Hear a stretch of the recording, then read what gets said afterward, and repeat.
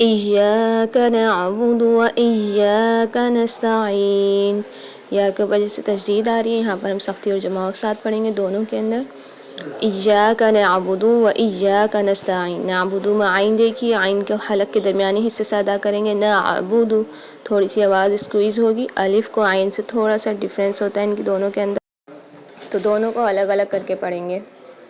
अब आगे देखिए, नस्ताइन के अंदर आइन के साथ या आ रही है, तो हमने वही एक अलिफ मिदार यहाँ पर खींचना है, इस चीज़ का ख्याल रखिएगा, ठीक है। अब मेरे साथ मिलके पढ़िए, इय्याक नअबुदु व इय्याक नस्तईन। इय्याक नअबुदु व इय्याक नस्तईन। मैं आपको हर बार कहती हूँ, जब तक आप लोगों की आयत सही से दुरुस्त तरीके से तजवीद के साथ नहीं अदा हो जाए, आप लोगों ने वीडियो को आगे नहीं बढ़ाना है। इय्याक नअबुदु व इय्याक नस्तईन। अब इसका तर्जुमा पढ़ेंगे। इय्याक सिर्फ़ तेरी ही, नअबुदु हम इबादत करते हैं, व और इय्याक सिर्फ़ तेरी ही, नस्तईन हम मदद चाहते हैं। अब इसकी तफसीर पढ़ेंगे। इबादत के मायने हैं किसी की रज़ा के लिए इंतहाई आजिज़ी और खुशू का इजहार करना, और बकौल इब्न कसीर शरीयत में कमाल मोहब्बत, खुशू और खौफ के मजमूए का नाम इबादत है। यानी जिस ज़ात के साथ मोहब्बत भी हो, इसके माफूकुल असबाब ताकत के सामने आजिज़ी और बेबसी का इजहार भी हो, और असबाबुल माफूकुल असबाब ज़राए से इसकी गिरफ्त का खौफ भी हो। सीधी इबारत नअबुदुक व नस्तईन हम तेरी इबादत करते हैं और तुझसे ही मदद चाहते हैं होती है, लेकिन अल्लाह पाक ने यहाँ मफ़ूल बे ज़मीर को फ़ाल पर मुक़द्दम करके इय्याक नअबुदु व इय्याक नस्तईन फरमाया, जिससे मकसद इख्तिसास पैदा करना है, यानी हम तेरी ही इबादत करते हैं और तुझ ही से मदद चाहते हैं। इस एतबार से ना इबादत अल्लाह के सिवा किसी और की जायज़ है और ना इस्तिआनत ही किसी और से जायज़ है। इन अल्फाज से शिरक का सदबाब कर दिया गया है, लेकिन जिनके दिलों में शिरक का रोग राह पा गया है, वो माफूकुल असबाब और मातहदुल असबाब इस्तिआनत में फ़र्क को नज़रअंदाज करके अवाम को मुगालते में डाल देते हैं और कहते हैं कि देखो हम बीमार हो जाते हैं तो डॉक्टर से मदद हासिल करते हैं, बीवी से मदद चाहते हैं और ड्राइवर और दीगर लोगों से मदद हासिल करते हैं। इस तरह वो ये बावर करवाते हैं कि अल्लाह के सिवा औरों से मदद मांगना भी जायज़ है। हालांकि असबाब के मातहत एक दूसरे से मदद चाहना और मदद करना ये शिरक नहीं है, ये तो अल्लाह पाक का बनाया हुआ निज़ाम है, जिसमें सारे काम ज़ाहिरी असबाब के मुताबिक ही होते हैं। हत्ता कि अम्बिया भी इंसानों की मदद हासिल करते हैं। हज़रत ईसा अलैहिस्सलाम ने फरमाया, मन अंसारी इलल्लाह, अल्लाह के दीन के लिए कौन मेरा मददगार है। अल्लाह पाक ने अहले ईमान को फरमाया, वतआवनु अलल बिर्रि वत्तक़वा, नेकी और तक़वे के कामों पर एक दूसरे की मदद करो। ज़ाहिरी बात है कि ये ताउन ममनू है, न शिरक मतलूब और महमूद है।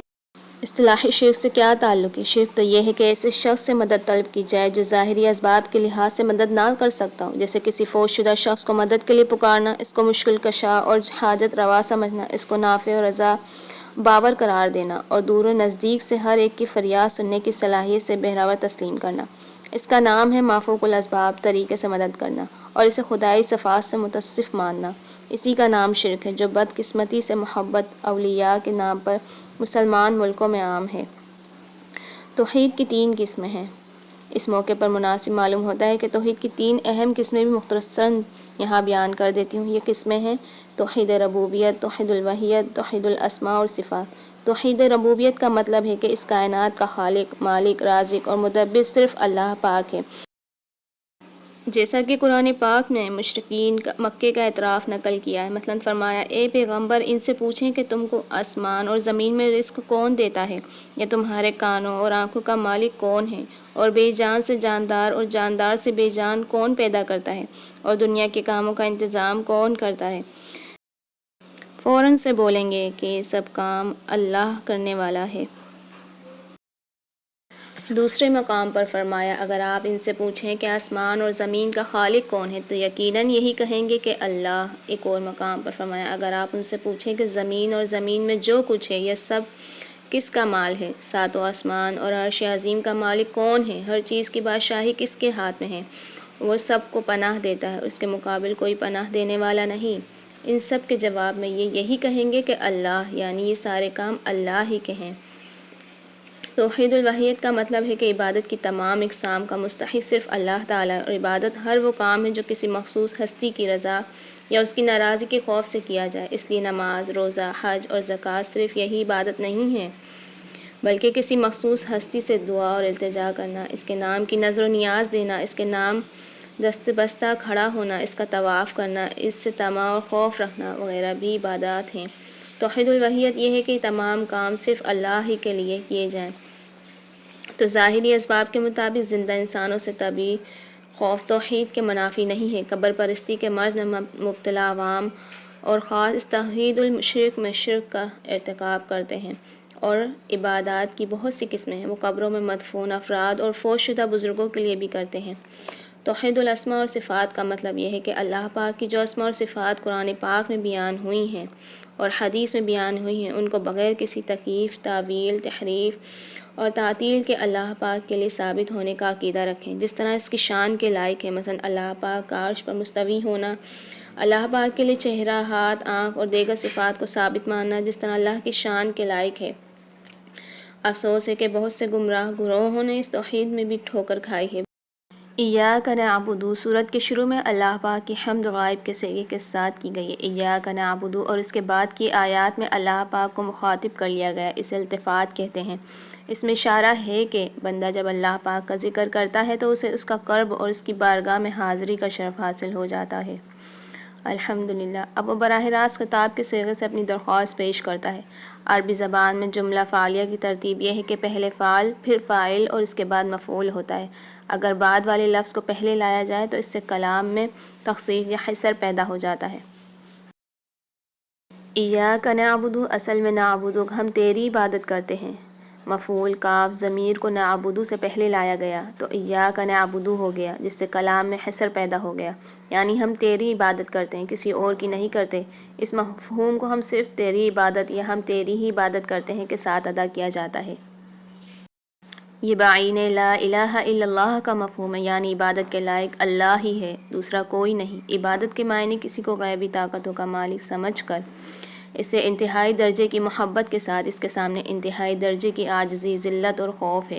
یہ حق صرف اللہ پاک کا ہے۔ اسلام نے بندوں کو ایسی ہر غلامی سے آزادی دلا کر صرف ایک ذات پاک کا بندہ اور عبد بنا دیا، جو انہیں پیدا کرنے والی اور ان کی پرورش کرنے والی ہے۔ عبادت صرف اس کی ہے، اس کے ساتھ کسی کو نہ شریک کرنا جائز ہے، نہ اس کی محبت جیسی محبت یا اس کے خوف جیسا خوف کسی سے جائز ہے۔ افسوس کے بعد مسلمان اللہ کے گھر میں داخل ہوتے یا نکلتے وقت اتنے خوفزدہ اور لرزہ نہیں ہوتے جتنے وہ کسی قبر پر یا کسی پیر کے پاس جاتے یا واپس آتے وقت ہوتے ہیں۔ ہر نماز کی ہر رکعت میں ایاک نعبد کے عہد اور اقرار کے بعد کسی دوسرے کی بندگی اللہ پاک سے سب سے بڑی غداری ہے، جسے وہ کبھی معاف نہیں فرمائے گا۔ اللہ پاک نے قرآن پاک میں 3 جگہ فرمایا کہ ان لوگوں نے اللہ کی قدر اس طرح نہیں کی جس طرح اس کی قدر کا حق ہے۔ وَإِيَّاكَ نَسْتَعِينُ، نستعین عونون میں سے باب الاستعفال فعل مضارع جمع متکلم کا صیغہ ہے، جو اصل میں نستعین تھا۔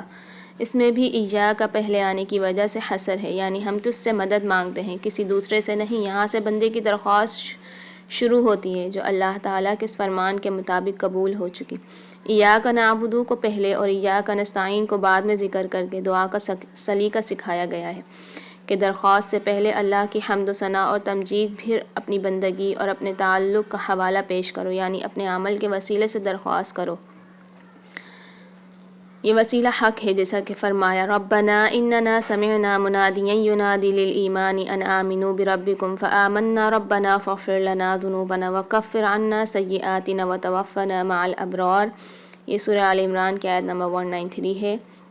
اے ہمارے رب، بے شک ہم نے ایک آواز دینے والے کو سنا جو ایمان کے لیے آواز دے رہا تھا کہ اپنے رب پر ایمان لے آؤ، تو ہم ایمان لے آئے۔ اے ہمارے رب، بس ہمیں ہمارے گناہ بخش دے اور ہم سے ہماری برائیاں دور کر دے اور ہمیں نیکوں کے ساتھ فوت کر۔ یہ صحیح بخاری کی حدیث ہے، حدیث نمبر 3465۔ اور غار میں پھنسنے والے 3 آدمیوں کا قصہ بھی اس کی دلیل ہے کہ اللہ پاک کے لیے اخلاص سے کیے ہوئے اعمال کے وسیلے سے دعا قبول ہوتی ہے۔ البتہ کسی شخص کا نام لے کر اس کی ذات یا اس کی حرمت وغیرہ کے وسیلے سے دعا کرنا کتاب و سنت سے ثابت نہیں ہے۔ مثلاً یہ کہنا کہ یا اللہ فلاں کے وسیلے سے یا تفعیل یا واسطے سے یا حرمت فلاں میری دعا قبول کر، تو یہ کہنا درست نہیں ہے۔ ایاک نعبد کے بعد وایاک نستعین لانے میں یہ سبق بھی ہے کہ آدمی یقین رکھے کہ وہ کوئی بھی نیکی اللہ پاک کی مدد کے بغیر نہیں کر سکتا، اور مکمل طور پر اللہ کے سامنے بے بس اور بے اختیار ہونے کا عقیدہ رکھے اور اس کا اظہار اور اقرار بھی کرے، یعنی ہم صرف تیری عبادت کرتے ہیں اور تیری عبادت میں اور اپنے تمام کاموں میں تیری ہی مدد مانگتے ہیں، تیری مدد کے بغیر نہ ہم تیری عبادت کر سکتے ہیں نہ کچھ اور۔ اس لفظ میں اللہ پر توکل اور اپنے تمام کام اس کے سپرد کرنے کی اعلیٰ ترین تعلیم دی گئی ہے۔